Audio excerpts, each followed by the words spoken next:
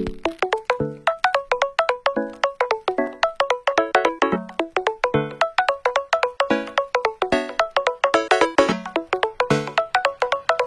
everyone, this is D'Angelo, aka Darth Mix from The Geek Life, and I'm here with voice actress Nikki Rapp. Hello. Yeah, so anyone who's not familiar with you at all, would you be able to introduce yourself and kind of like who you are and what you do and what characters you've done in the past and everything? I'm a voice actor. I've done a lot of video games. Probably my most known roles are Lily in Psychonauts, Lily in The Walking Dead. Everyone hates me in that game. They tell me all the time.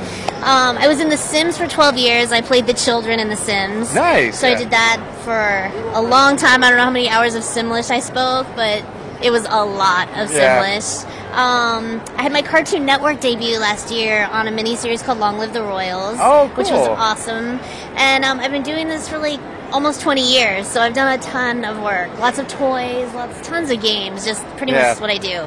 Nice. And I've always been curious, what is the origin story of how you got into voice acting? Like, was it something that someone suggested to you that you should get into, or was it simply that you were like, you know what, I should actually try to apply for this and all that? I was always made fun of for my voice all my life. It was never anything I was going to...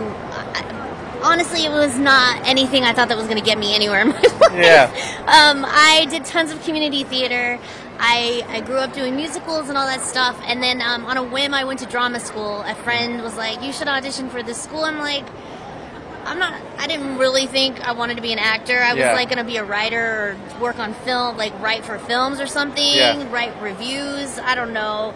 But I auditioned for drama school. I ended up getting in, and I was like, whoa, okay, that's crazy. So I got in, and I did really well. It was the best I've ever done in school in my life. Yeah. And then my second year, right when I'm about to graduate, they're like, you're probably not going to work much because of your voice. Oh, really? Wow. Yeah. Little did they know. I kind of freaked out. I was like, why? What have I been doing all these years? So at the time, Animaniacs was on, and so I used to rush home from school, do my homework, and watch Animaniacs. Yeah. And I was listening to Tress MacNeille play Dot, and there was just something that clicked with me, and I was like, whoa, I think that's something I could do. For some reason, I always thought you had to have a deep, sultry kind of a voice. In a world, to do voice acting, and now I'm like, wow, it woke me up a little bit. Yeah. So I was at drama school in LA. I moved back up to the Bay Area near San Francisco. There was a voiceover school called Voice Tracks. Yeah. I took a class and I was like, ding, it was the perfect thing. And so I just went from there, and it turned out that it was what I'm supposed to be doing, I believe. So it's great. Perfect. Yeah. Oh my gosh. So I got to ask, are you a gamer yourself? I'm not a gamer necessarily. Okay. I played a few games that I'm in, but I usually don't have time. Yeah. So I go on YouTube and watch other people play, which is really entertaining and amazing, and to see people's reactions to things, especially with the Walking Dead game, that was pretty incredible. So yeah, I do that a lot. I've played a few, Psychonauts I played through a little bit. Yeah. I played some of my stuff in The Walking Dead. I played The Sims just because I was having a lot of temper tantrums. I wanted to understand the game, and I was like, wow, this game is really messed up. But it was really fun to do that, That's awesome. Yeah. Do you feel like it helps you more that you don't play the games, that you can refer more to your traditional acting to bring that out in the charactering? Yeah, because I think if I was thinking technically about what the games are, I would get too in my head. Yeah. And it feels better for me to just... I'm not good... with The Sims, if I would have thought about The Sims too much, I would have screwed it up, because that game I was improvising a language. It wasn't scripted. So I'm just making it up. So every day, even though I did it for 12 years, the night before a session, I would always be like, oh my god, am I going to be able to think of new words tomorrow? And what did you call it? Simlish? Simlish. Yeah, it's a language based on emotion. Yeah. So that's why anyone in the world can play it and understand it. I think that's really kind of magical. Yeah. Yeah. That's awesome. It's like I was in a game about world peace to the world. Everyone can play together. Yes. It's beautiful. That's awesome. So I got to ask. I'm going to ask some silly questions as well. Okay. Thrown into this. You played Lily in The Walking Dead, and you saw how she handled her thing. No spoilers. I won't give any spoilers out here. But what is your zombie survival plan if you were thrown into that world? It's the beginning weeks. Yeah. Oh my gosh. Similar situation. My zombie survival plan. Wow, I don't know. I mean, run? I mean, I don't know how I would handle it. I mean, I'm having a hard time getting my earthquake kit together, and I live in California. I'm like, I always think what kind of weapon I would have. Yeah. I think I'd want to have a machete or something. Oh, there you go. But go run up a tree. I don't know. Like, it's just a scare. I know certain people in my life that I probably want to be with because I think they would kick ass. Yeah. So. Okay. Yeah. Awesome. Now, how do you usually prepare for a role? The character Lily from Psychonauts is drastically different from the character of Lily from Walking Dead. Yeah. Yeah. How did you make that transition from each one? It's just getting into that character. Mm-hmm. I mean, like Lily from The Walking Dead, when I got the audition, I was completely dumbfounded. Like, why did my agent send me this audition? Yeah. And it just turned out like sometimes you get auditions for things that's why it's called voice acting, Yeah, it's like yeah. you take a chance on things. You just never know. I mean, I was used to playing children and furry animals, disgruntled teenagers, and now all of a sudden I'm playing this woman who's like a sniper. She's like, her father was this evil, racist, abusive man. Yeah. Like, she loved him despite that, but it was a very different kind of a thing. And then Lily from Psychonauts, like, Lily, I just relate to Lily from Psychonauts a lot. Like, I feel like the things that she says, like, oh my god, let's make out, are things that I have potentially said in my life. Yeah. Things like that. I mean, but Lily from The Walking Dead was a very, I felt like I really, really got to act. Not that I'm not doing that in my other roles, but it was very intense, very dramatic. I get hired to giggle sometimes, and there's no giggling, no laughing, super serious. Yeah. There was no, like, they were trying to do, like, some, like, blooper reels, and there was nothing funny from me. Nothing funny at all, because I would get, like, the sound engineer was telling me, he was like, we were actually worried about you, because, like, the scene with, no spoilers, but the scene with when they're in the meat locker, and, I guess I was kind of going off the deep end a little bit. Oh, really? And just because I get really into it. Yeah. And it's good, though, yeah. Like, there's no other way for me, though. I don't do things half-assed. That's so good. That's I have to just throw myself into it completely. Yeah. So, yeah, I think that's just really what I have to do. I don't really have... and it is, we just get the scripts cold. We never know what we're going to do ahead of time. The only time I got a script ahead of time was when I did my Cartoon Network thing. But other than that, it's like solo and cold. Wow. So, yeah. Okay. Yeah. And when you were younger, just getting into this field, was there anything that had happened that you didn't really expect it was going to come? Like any aspect of the job that you're like, I would never in a million years thought this would be a concern or a perk or anything like that? Wow. I don't know. It's like, I think I grew up doing a lot of theater, and so when you do theater, you have the instant gratification of people, like, exactly then, like, what they're thinking, what they're feeling about what you're doing.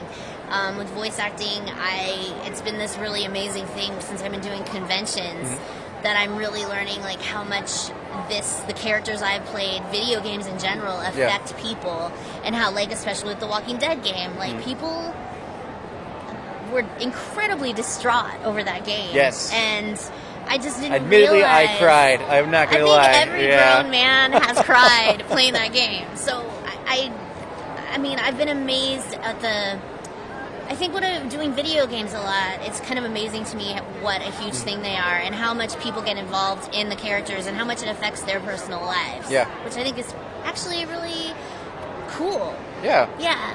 Like, it's a pop culture thing, but it's, like, so much more than that. Mm-hmm. Yeah. Yeah, it's definitely a new medium that people don't consider because, like, traditionally, like, movies and books and all that kind of stuff really hits home, but now we have a new medium, which is video games, and that really does hit home. Like, Walking Dead is a testament to that, yeah. So, out of all the characters in the universe that whether they're, like, anime or cartoon or anything like that, if you could pull one character from their universe and bring it to ours and they could be your best friend for life, who would it be? Oh, wow. Wow.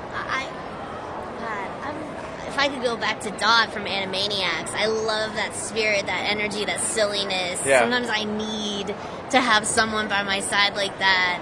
I mean, but there's also like, wow, that's a really good question. No one's ever asked me that before. I don't know, like, and also just like I can't even think of a specific strong woman, badass character. Yeah.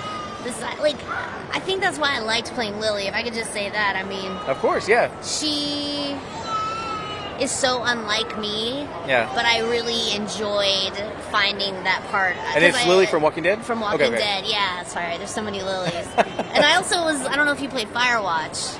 Oh, it's on my list. Like, okay, it's on I'm my Lily list. in Yeah. Firewatch too. Oh, really? Which they did Nice. as a joke because I'm always Lily. But yeah, so yeah, I would love to have someone who's just could really just kick ass at a moment's notice. Because I tend to like step back a little bit and be like, oh man, that sucks. But I just wish someone would be like, oh, you know. Yeah. Like very confrontational. Yeah, there you go. Yeah, it's kind of a cool thing. That's awesome. Yeah. And what piece of advice would you give to aspiring voice actors? Now, when I say this, a lot of people always respond with like, "Don't give up," always keep trying and everything like that. But I was wondering if you could give a piece of advice that goes beyond that. Like, for example, a common one, or not a common one, but something that someone said was like, find a mentor that you really enjoy and try to practice what they do, and like, all that kind of stuff. Yeah, I mean, I think it's really important, honestly. Acting classes. I mean, this is just basic stuff, but acting classes, because you could have an amazing voice, but if you don't know what to do with it and you can't communicate it to people, like through your voice, it's in an honest way, it's not gonna, because people could have an amazing, there was someone here earlier who was telling me, he was in a voiceover class, and like, there was a man in the class that just had this super deep, amazing, like James Earl Jones-ish kind of a voice, but he got in front of the mic and he couldn't do anything. He just couldn't act. So much potential, so it's like, it's kind of tricky like that. But acting classes and yeah, I mean, finding a mentor is important. But and also, don't give up. I mean, I've been doing this a long time and I have cried a lot. Yeah. It's hard. It's hard. And the other thing that I would say, do not compare yourself to others. Okay. It's so hard not to do that, especially with social media now. I've taken myself off of Facebook. I've taken myself off of things where, cause sometimes I'll look and I'll audition for something and I'll see who got it because they're talking about it online and I'm like, oh. And then I start beating myself up about it and I'm just like, so that comparison thing I think is the hugest piece of advice I could give. It's so hard in life not to do that, and like Facebook is such a tool that you look at it and you're seeing, oh, look at their life is perfect. My life sucks, Yeah. So I think that's Which a you huge don't suck. thing. You're majestic and Thank wonderful you. and awesome. Oh, thank you. But yeah, it's like, that's a hard thing. But yeah, just keep going and all that kind of stuff because it is really hard and there is a lot of competition. And especially now, everybody wants to be a voice actor. Yeah. And especially it's hard because celebrities, they want celebrities for everything. Oh, yeah. So it's just really, really tough. It's really tough. Yeah, so, It's so good. So yeah, I mean, when I did the Cartoon Network thing, I got the pilot, and then they told me that if they did make a series out of it, I probably wasn't going to get the part anymore because they'd want a celebrity. Oh, so really? It got picked up. Wow. It got picked up as a miniseries, and then I got an email saying it's been decided that your part is going to be recast, but you can re-audition. Yeah. So I went down to LA with really every penny I had, went to Cartoon Network, saw who I was up against. I'm like, oh my god, I don't know how this is gonna happen, but they kept me.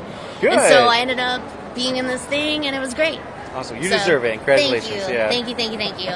So yeah. And then I had one more question. Actually, two more. Sorry. Yeah. You had mentioned that you should take acting classes. Now, do you recommend like courses at community college, or do you actually recommend finding a local theater and then like joining that production and seeing either of those? Anything. Or? I mean, okay, so anything that where train you feel like where you feel connected and you feel comfortable. Acting is a very vulnerable thing. Yeah. I mean, I was really fortunate that I did start doing theater. I was super shy as a kid. My mom put me in a choir class to kind of get me out of my shyness, and then it just turned out like, wow, I think this is, and I really liked acting because it does take you out of yourself. Yeah. And you get to be someone else for a little while. Not that being you is bad. Yeah. But it's like you break out of your shell and you can become something else. But there's always a part of you there too. Yeah. And improv classes, I mean, and that's a scary thing too. But it's like, I think it's the most important thing is finding a class and a teacher that you connect with where you feel safe. That was with my voiceover school. It was like there was maybe 10 people in each class. Oh, wow, and you just go in the booth and you work. It's a very supportive atmosphere. And you get really great teachers who really love what they do. You want to be with a teacher who loves what they do. Yeah. And not that they're like bitter mad or anything. because they're not acting. I've been there too. So, I think that's the most important thing. Okay. Yeah. Perfect. And where can people find you online? Let's see. NikkiRapVO.com is my website. I'm Nikki Rap, NICKIRAPP on Instagram. Yeah. And It's a Rap on Twitter is ITSUHRAPP. Perfect. Yeah. Well, thank you again for answering a few of our questions. We really appreciate it. We Thank love your you. games, and thank you, so much. Thank you. Bye, everybody. Bye.